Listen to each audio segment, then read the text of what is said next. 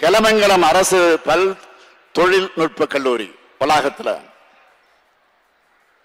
100 மாணவர்கள் தங்கக்கூடிய வகையில் புதிய பிற்படுத்தப்பட்டோர் நல பல் தொழில்நுட்ப கல்லூரி நுட்ப மாணவர் விடுதி தொடங்கப்படும். கிருஷ்ணகிரி மாவட்டத்தில் 3 சமுதாய நல கூடங்கள் 2,35 லட்சம் ரூபாய் மதிப்பீட்டில் கட்டப்படும். கிராம பகுதிகளில் 5 துணை சுகாதார மைய கட்டடங்களும், நகர்ப்புறத்தில் 2 துணை சுகாதார மைய கட்டடங்களும் 3,15 லட்சம் ரூபாய் செலவில் கட்டப்படும். உணிச்செட்டி ஆரம்ப சுகாதார நிலையத்தில் 30 லட்சம் ரூபாய் மதிப்பீட்டில் பழங்குடியினருக்கான புதிய பிறப்பு காத்திருப்பு கூடம் அமைக்கப்படும். கிருஷ்ணகிரி மருத்துவக் கல்லூரியில் சத்துணவு மற்றும் மறுவாழ்வு மையம் 25 லட்சம் ரூபாய் மதிப்பீட்டில் ஏற்படுத்தப்படும். ஊராட்சி ஒன்றியங்கள்ல 30 பொது விநியோக அங்காடிகள், 28 அங்கன்வாடி மையங்கள் 9,26 லட்சம் ரூபாய் மதிப்பீட்டில் அமைக்கப்படும். வனவிலங்குகளுக்கு தண்ணீர் கிடைக்க 1 கோடி ரூபாய் மதிப்பீட்டில் நீர்நிலைகள் தூர்வாரும் திட்டம் தொடங்கப்படும். அடுத்து சேலம் மாவட்டத்துக்கான அறிவிப்புகளை வெளியிடுகிறான். 210 கிலோமீட்டர் நீளத்தில் 79 கிராம சாலைகள், 21 உயர்மட்ட பாலங்கள், 127 கிலோமீட்டருக்கு 211 ஓரடுக்கு கப்பி சாலைகள், 76 கிலோமீட்டர் நீளத்திற்கு சிமெண்ட் கான்கிரீட் சாலை, 47 கிலோமீட்டர் நீளத்திற்கு ஃபேவர் பிளாக் அமைக்கக்கூடிய பணிகள் ஆகியவை 164 கோடி ரூபாய் மதிப்பீட்டில் மேற்கொள்ளப்படும். செட்டிசாவடி வளாகத்தில் இருக்கிற குப்பைமேடு பயோ மைனிங் அப்புறப்படுத்தக்கூடிய பணிகள் 50 கோடி ரூபாய் மதிப்பீட்டில் மேற்கொள்ளப்படும். நங்கவள்ளி குடிநீர் நீரேற்ற நிலையம் 10 கோடி ரூபாய் மதிப்பீட்டில் மேம்படுத்தப்படும். சேலம் மாவட்டத்தில் 14 சமுதாய நல கூடங்கள் 11 கோடி 46 லட்சம் ரூபாய் மதிப்பீட்டில் கட்டப்படும். சேலம் மாநகராட்சியில தனி குடிநீர் திட்டத்தின் கீழ் உள்ள மோட்டார் பம்புகள் மற்றும் VFDகளை மறு சீரமைக்கும் பணி 15 கோடி ரூபாய் மதிப்பீட்டில் மேற்கொள்ளப்படும். தெரு நாய்களால் மக்களுக்கு ஏற்படும் பாதிப்பை தடுக்க விலங்கு பிறப்பு கட்டுப்பாடு மையம் கட்டக்கூடிய பணி 3 கோடி ரூபாய் மதிப்பீட்டில் மேற்கொள்ளப்படும். இப்படி எப்போது உங்களுக்காகவே செயல்படுகிற அரசு தான் நம்ம திராவிட மாடல் அரசு. அனைத்து மாவட்டங்களையும் சமமாக மதிச்சு நாம் செயல்படுறோம். ஆனா ஒன்றிய பாஜக அப்படி மாநிலங்களை சமமா நினைக்குதா?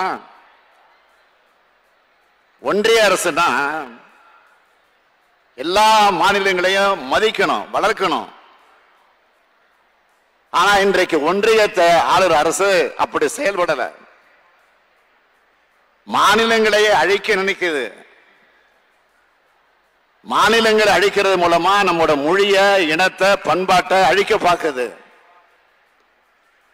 மாநிலத்தினுடைய வளர்ச்சிக்கு மிக மிக முக்கியமானது நிதி. அந்த நிதி ஆதாரத்தை பறிக்குது. மாநில வளர்ச்சிக்கான ஆக்சிஜனை நிறுத்த அந்த சூழ்நிலையை ஏற்படுத்தியிருக்கு. அதைதான் இப்ப செஞ்சுக்கிட்டு இருக்காங்க. மாநிலங்கள் ஒன்றிணைந்தாதான் ஒன்றிய அரசு இதை உணராம செயல்பட்டு இருக்காங்க. தேர்தல் நெருங்கி வருது. பிரதமரும் மாண்புமிகு பிரதமர் அவர்கள் அடிக்கடி சுற்றுப்பயணம் வராரு. இந்த சுற்றுப்பயணங்கள் தமிழ்நாட்டு மக்கள் என்ன நினைக்கிறாங்க? இது வெற்று பயணங்களாகத்தான் பார்க்கிறாங்க. இது சுற்றுப்பயணமாக அவங்க பார்க்கல. இந்த பயணங்களால ஏதாவது வளர்ச்சி திட்டங்கள் இருக்கா?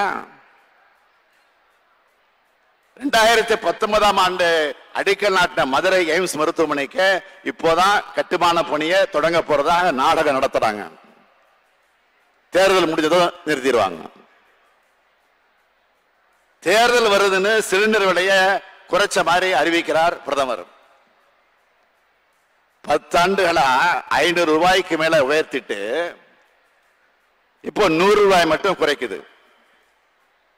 அப்பட்டமான மோசடி வேலை இல்லையா இது? இதை விட மக்களை ஏமாத்துற செயல் இருக்க முடியுமா? சென்னையில வெள்ளம் வந்தபோது பாதிக்கப்பட்ட மக்களை பார்க்க வராத பிரதமர் மோடி, தூத்துக்குடியில வெள்ளம் வந்த போது பாதிக்கப்பட்ட மக்களை பார்க்க வராத பாரத பிரதமர் மோடி இப்ப மட்டும் அடிக்கடி வரார. என்ன காரணம்? தேர்தல் வரப்போகுது, ஓட்டு கேட்டுதான் வராருன்னு மக்களுக்கே தெரியும். தமிழ்நாட்டு மக்களின் வளர்ச்சி நிதிய கொள்ளையடிக்கிற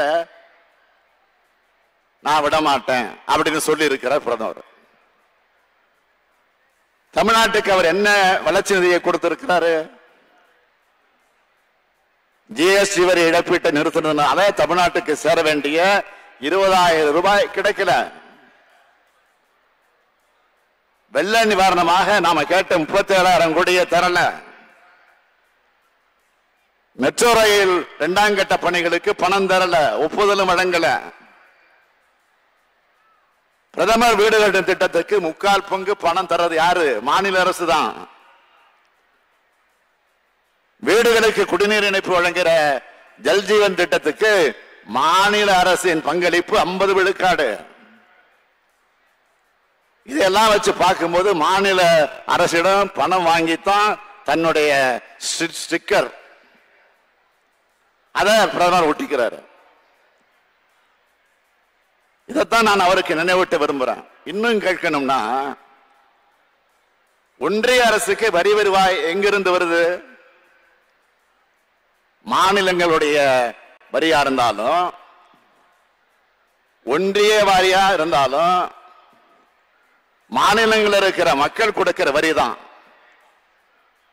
வெறுங்கையால முழம் போடுதுன்னு சொல்லுவாங்கல்ல, அது போல தமிழ்நாட்டுக்கு வெறுங்கையால முழம் போட்டுக்கிட்டு இருக்கிறாரு நம்முடைய பாரத பிரதமர் மோடி அவர்கள். தேர்தல் நேரத்தில் மட்டும்தான் பிரதமருக்கு மக்கள் மேல பாசம் பொங்கும். இதை தமிழ்நாட்டு மக்கள் நல்லா உணர்ந்திருக்கிறாங்க. ஆனா நாங்க உங்களோட இருக்கோம், மக்களான நீங்க எங்களோட இருக்கீங்க. மக்களும் அரசும் திராவிட முன்னேற்ற கழகம் ஒரே குடும்பமாக செயல்பட்டு வரும். இதைத்தான் குடும்ப ஆட்சி விமர்சிக்கிறாங்க. தமிழ்நாட்டில் நடக்கிறது கோடிக்கணக்கான குடும்பங்களுடைய நலனுக்காக நடக்கிற ஆட்சி தான் இது. அதனாலதான் உங்க குடும்ப விழாவுக்கு வர்ற மாதிரி நீங்க எல்லாம் இங்க உரிமையோடு வந்திருக்கிறீங்க. இதே உணர்வோடு வளமோடும் நலமோடு வாழ்வோம், தமிழ்நாட்டையும் வாழ வைப்போம், இந்தியாவுக்கும் வழிகாட்டியாக நாம் மாறுவோம்.